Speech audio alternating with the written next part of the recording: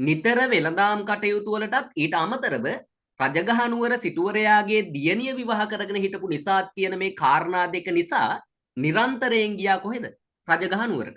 මේ යන අතර වාරෙදි පුතේ අනේපිඬු සිටුතුමාට බුදුහාමුදුරුව සම්බන්ධව අහන්න ලැබුණානේ. බුදුහාමුදුරුව ඇසුරු කරන්න ලැබුණා. බුදුහාමුදුරන්ව දකින්න ලැබුණානේ. එනිසාම පසු කාලීනව බුදුහාමුදුරන්ගේ ශාසනය අභිවෘද්ධිය වෙනුවෙන් සහ බුදුහාමුදුරන්ගේ ශාසනයේ දියුණුව වෙනුවෙන් විශාල සේවාවන් රාශියක් සිද්ධ කරපු කෙනෙක් තමයි මේ කියන අනේපිඬු සිටුතුමා. පැහැදිලිනේ? දවසක් පුතේ අනේපිඬු සිටුතුමා යනවා අර රජගහ නුවර සිටුවරයාගේ ගෙදරට යනවා. කවුරු බලන්නේ යන්නේ?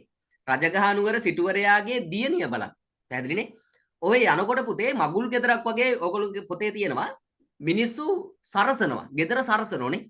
මොකටද කියලා ඇහුවට පස්සේ ගෙදර මිනිස්සු පූජන කියනවා බුදුහාමුදුරුවෝ හෙට අපේ ගෙදර දානෙකට වැඩම කරනවා. කවුද කියන්නේ?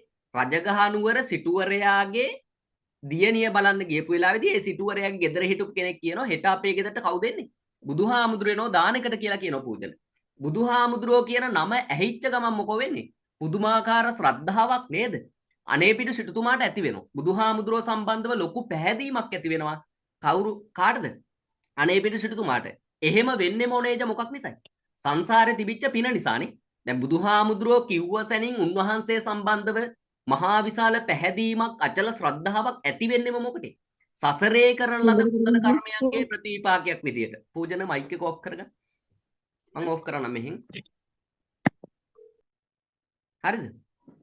එතකොට ඊට පස්සේ දැන් මෙහෙම ඇහුවට පස්සේ බුදුහාමුදුරෝ කියන නම ඇහිච්ච ගමන් බුදුහාමුදුරු දකින්න ආසාවක් කාට ඇති උනේ? අනේපිඬු සිටුතුමාට ඇති වුණානේ. අනේපිඬු සිටුතුමාට පුතේ තිනෙත් නිින්ද ගියේ නෑ උදේ එළි වෙනකම් බුදුහාමුදුරු දකින්න යනනේ. නේද? දැන් අපි ට්‍රිප් එකක් යනවා කියලා කිව්වොත් සෙන්වල මොකෝ වෙන්නේ? නිදා ගන්න නැහැනේ නේ. ට්‍රිප් එකක් යනවා කිව්වොත් ඔනේජ නිදා ගන්නවද? නිින්ද යන්නේ නැහනේ. අන්න ඒ වගේ වැඩක් තමයි දැන් අපේ ලොකු කැමැත්තක් ආසාවක් තියෙනවා නම් අපිට ඒ දේ වෙනකම් පුතේ නිින්ද යන්නේ නැහැ. අන්න ඒ වගේ අනේපිඬු සිටුතුමාට මොකෝ උනේ? බුදුහාමුදුරුවන්ව දකින්නකන් නිින්ද ගියේ නැහැ. උදේ පාන්දර 4ට විතර ඕගොල්ලෝ නැගිටිනවද තිනේ? දැකලා තියෙනවනේ උදේ පාන්දර 4ට විතර සාමාන්‍ය මිනිස්සෙක් එනකොට මිනිස්සෙක් එනවා කියලා දකින්න පුළුවන්. හැබැයි අඳුන ගන්න බෑ. හරියට කවුද කියලා පේන්නේ නැහැ. හැබැයි ඡායාවෙන් කියන්න පුළුවන් මිනිස්සෙක් එන්නේ කියලානේ. සාමාන්‍ය එළියක් වැටෙන වෙලාවනේ උදේ 4 4:00මාර 5 කියන්නේ නේ. ඔන්න ඔය වෙලාවේ මොකෝ කරන්නේ? අනේපිඬු සිටුතුමා යනවා බුදුහාමුදුරුව බලන්න. දැන් ඉන්න බැරුවනේ හිටියේ නේ. බුදුහාමුදුරුව දකින්න පුදුමාකාර කැමැත්තක් තිබුණා. මේ යන්න ආසාවෙන් හිටියේ.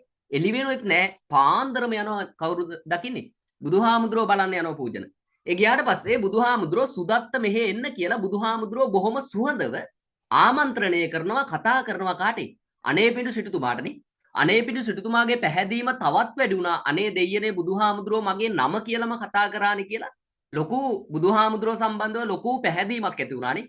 එතනින් පස්සේ බුදුහාමුදුරන්ගේ ශාසනයේ දියුණුව සහ අභිවෘද්ධිය වෙනුවෙන් විශාල සේවාවන් රාශියක් සිද්ධ කරපු කෙනෙක් තමයි කවුද? මේ කියන අනේපිඬු